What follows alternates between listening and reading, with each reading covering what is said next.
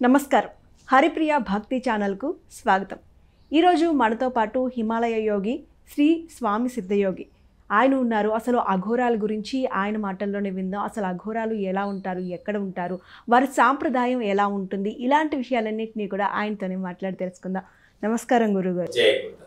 అయితే గురువుగారు, మనం అంటే చాలా సందర్భాల్లో విన్న అఘోరాలు కాలిన శవాల్ని తింటూ ఉంటారు అని, అలాగే శవాలతో సంభోగం చేస్తారని. ఎందుకు అలా చేస్తారు వాళ్ళు?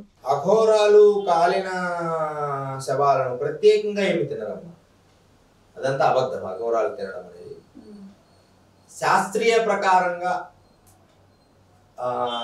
గురువు మంత్రోపదేశం చేసినప్పుడు శేషభాగం అని ఒక చిన్న ముక్క పెడతారు, అంతే. ఒకసారి 2 సార్లు పెడతారు, అందుకని ఇట్లా ఇట్లా పెట్టుకొని పెరుక్కొని తినేది అలాంటివి ఉండవు. అది అబద్ధం. ఓకే, ఒక చిన్న ముక్క తింటారు. అయితే ఇక శరీర సంభోగం అంటే అది తప్పుగా అనుకుంటారు. ఇప్పుడు నేను ఏదైనా మాట్లాడినా కూడా కాంట్రవర్సీ ఎక్కువ చేస్తుంటారు.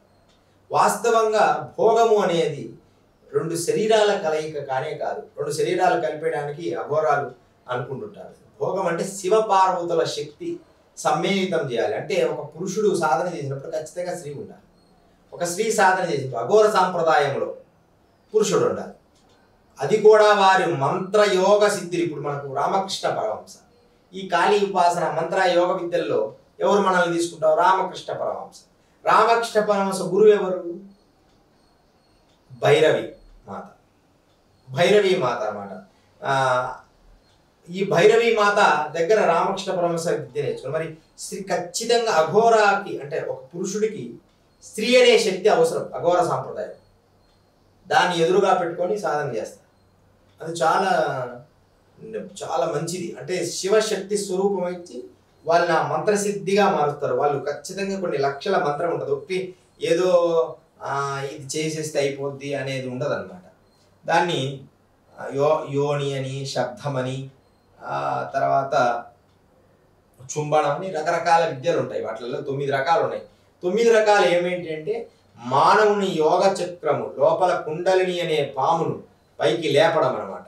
దాన్ని అలా లేపే క్రియలో వీళ్ళు ఎన్నో యోగ శక్తులు చేసి చివరికి వాళ్ళు ఆ శరీరముతో ఉన్నప్పుడు కూడా ఖచ్చితంగా వీళ్ళు మంత్ర సాధనలోనే ఉంటారు. వాటి మీద భావజాలంగా ఉండరు. కానీ దానివల్ల ఆ శవానికి కానీ లేకపోతే ఆ ఎదురు ఉన్న శక్తి, పురుషుడు అంటే స్త్రీ, ఆ శక్తి ప్రకృతి తల్లి వంటిది, నేను తండ్రి వంటి వాడిని అంటాడు భగవద్గీతలో. తండ్రి ఉండాలి, తల్లి ఉండాలి కదా, లేకపోతే ఇప్పుడు ఇంతమంది సంతానం మనం అందరం రాము కదా. అలాగే యోగము కలగడానికి కూడా శివశక్తులు అవసరం. దానికోసం అనేది శాస్త్రము తెలిసిన వాడు తప్పుగా అనుకోడు, కానీ శాస్త్రము తెలియకపోతే దాన్ని తప్పుగా పరిణమించేటట్టుగా అనిపిస్తుంది, కానీ అలా కాదు. అదే అన్నమాట. అందుకని అది కూడా ఒక భాగమే, అదేం దోషమేమి లేదు.